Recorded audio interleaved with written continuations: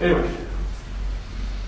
The next case is that of CM. He's a 46-year-old man with multiple joint infections and a UTI.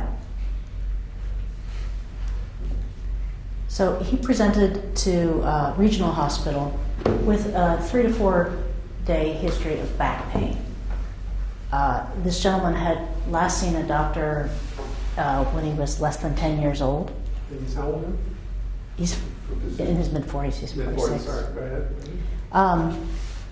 On his intake labs, he was found to have a blood glucose of almost 600, very hypertensive, and in working up why his back was hurting him, he had a psoas abscess as well as a UTI. So this was the classic CT fishing examination that turned up an abscess. It's a good fishing test. You don't know what's going on, order a test scan. Right? So he was stabilized, and it was felt that he would need orthopedic intervention for his psoas abscess, so he's transferred here. Orthopedic? That's who ended up Draining a psoas abscess? Mm-hmm. Okay. After the abscess was drained, he was continued on IV antibiotics. He developed multiple septic joints. First it was his right knee, then it was his left shoulder, then it was his right shoulder, then the other knee. All staff? All staph. And he was found to have a staphylococcal UTI. Okay. In following up, because he continued to have back pain as well, they wanted to see whether the psoas abscess had regenerated. They got an MRI, and you notice I'm not showing you the psoas, I'm showing you the prostate, because he was also found to have a prostatic abscess.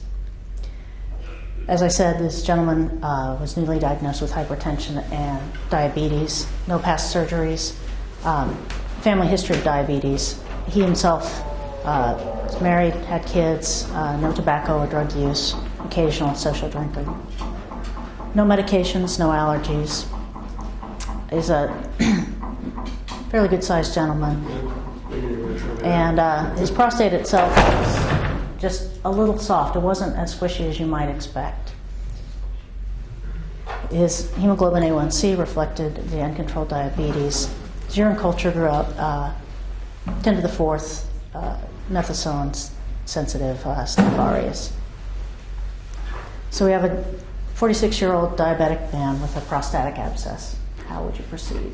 Flip you back to the CT. Mm-hmm.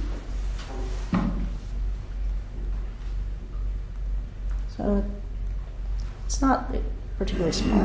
No, but it's all seemed to be, you can get an ultrasound if you wanted it just to further characterize, but I think you do a pretty good job with CT.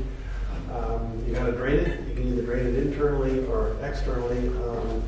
My suspicion is you probably took them to the OR and did a TUR and tried to unroof it, but you may not have, but I think that's the approach I would have.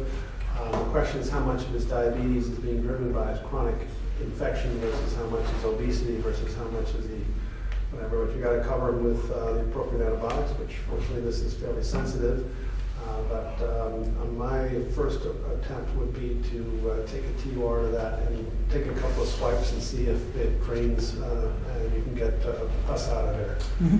And, is that how you did it? That is indeed how we did it. Once we got a PICC line in and started him on IV Nastolin. All the stuff we talked about. And then argued with orthopedics a lot about OR time because they continue to do washouts of his joints. We finally got him over here to the GUOR. And did he, by the way, have a persistent psoas abscess still or no? No, that was actually controlled. Okay. And the general surgeons were interested in that? No? Okay. So what? Just not used to orthopedist screening psoas abscesses or even accepting those patients. So you can see here, this is the area of the abscess cavity. Yeah. We did do the ultrasound immediately prior to Right. taking to doing a TUR, Yeah. and we were able to unroof the cavity.